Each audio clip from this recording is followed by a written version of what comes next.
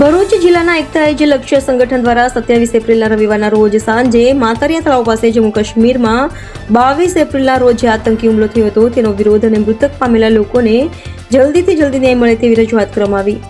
આ વિરોધ પ્રદર્શનમાં ભરૂચ જિલ્લાના ભારતીય જનતા પાર્ટીના પ્રમુખ શ્રી પ્રકાશભાઈ મોદી પણ હાજર હતા અને તેમણે આતંકી હુમલો કરનાર સામે વિરોધ નોંધાવ્યો હતો અને વડાપ્રધાન શ્રી નરેન્દ્રભાઈ મોદીને સમર્થન આપતા કહ્યું હતું કે સમગ્ર વિશ્વ આજે તેમની સાથે છે અને તેમની સાથે ઊભું છે અને પાકિસ્તાનને બતાવવાની જરૂર છે કે ભારત સરકાર આવા આતંકવાદીઓને માફ નહીં કરે અને સર્જિકલ સ્ટ્રાઇક કરવાની જરૂર છે એમ કહીને ભરૂચ જિલ્લા ભાજપ પ્રમુખ શ્રી પ્રકાશભાઈ મોદી દ્વારા અને એકતા એજ લક્ષ્ય સંગઠનના હોદ્દેદારો તથા કાર્યકર્તા દ્વારા સરકારને સમર્થન આપવામાં આવ્યું। નમસ્કાર દર્શક મિત્રો, એનએન ન્યૂઝમાં આપનું હાર્દિક સ્વાગત છે। હું છું કાર્તિક સપકાલ। 22 તારીખે કાશ્મીરમાં જે આતંકી હુમલો થયો હતો તેમાં સમગ્ર વિશ્વમાં વિરોધ નોંધાવ્યો હતો। તેમજ ભરૂચ જિલ્લામાં એકતા એજ લક્ષ્ય સંગઠન દ્વારા આજ રોજ રવિવારના રોજ માતરિયા તળાવ પાસે તે વિરોધ નોંધવામાં આવ્યો હતો। આપણે એકતા એજ લક્ષ્ય સંગઠનના હોદ્દેદારો તથા કાર્યકર્તાશ્રીઓ દ્વારા આજે મુલાકાત કરીશું અને તેમની મંતવ્ય પૂછીશું। શું કહેશો તમે? 22 એપ્રિલ 2025 ના રોજ શ્રીનગરમાં પહેલગામમાં આવેલ બેસરનની ખીણમાં આપણા દેશના 27 પર્યટકોને ત્યાંના આતંકવાદીઓએ જે ગોળી મારીને નિર્મમ હત્યા કરી છે અને આ હત્યા પણ એ રીતે કે જે પર્યટકો હતા એમને એમનું નામ પૂછવામાં આવ્યું, એમને એમનો ધર્મ પૂછવામાં આવ્યું અને કીધું કે આ તો હિન્દુ છે અને એ રીતે એમને ગોળી મારવામાં આવી।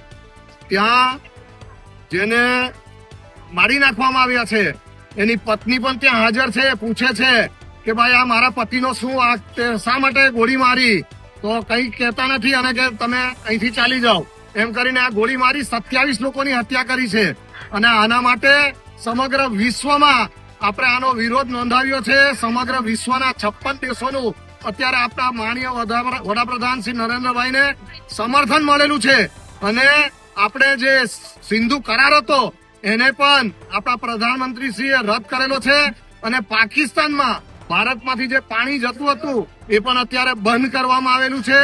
પાકિસ્તાનને સબક શીખવવાની જરૂર છે।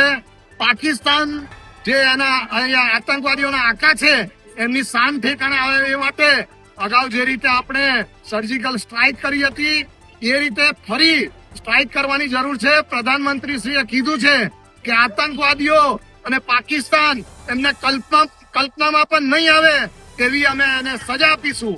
સમગ્ર દેશ અને સમગ્ર વિશ્વ આજે આપણા વડાપ્રધાનશ્રીની સાથે છે અને આપણે પણ સમગ્ર દેશના લોકો વડાપ્રધાનશ્રીને સમર્થન આપીએ છીએ કે એમની સામે આતંકવાદીઓ સામે સખત કાર્યવાહી થવી જોઈએ। પહેલગામમાં જે હુમલો થયો હતો આતંકી, એમાં ત્યાં જે મૃતકો પામેલા તેમના પરિવારજનો વિશે તમારો શું છે? 22 તારીખે થયેલા પહેલગામની અંદર જે આતંકવાદીઓ દ્વારા હુમલો થયો હતો એમાં જે 27 લોકોનું જે મૃત્યુ થયું છે તેમના પરિવાર માટે ખરેખર ખૂબ જ દુઃખદ ઘટના છે। પરમ કૃપાળુ પરમાત્મા તેમના આત્માને ચીર શાંતિ આપે અને ફરી આવી કોઈ દુર્ઘટના ન ઘટે એવી હું પ્રભુને પ્રાર્થના કરું છું। પરંતુ આજના આ બનેલા જે દુર્ઘટના છે એના વિશે મારે હિન્દુસ્તાનમાં રહેતા તમામ હિન્દુઓને મારી એક બે હાથ જોડીને નમ્ર વિનંતી છે કે ભલે ગમે તે કેન્ડલ માર્ચ કરે એ બધો એમનો દેખાડો છે। જમ્મુ કાશ્મીરની અંદર જયારે આટલા 4 આતંકવાદીઓ ગોળીબાર કરીને ત્યાં છુપાઈ ગયા, કોને છુપાવ્યા? શું એ જો જમ્મુ કાશ્મીરના લોકોની જો સહારો ના હોય તો આ શક્ય જ નથી।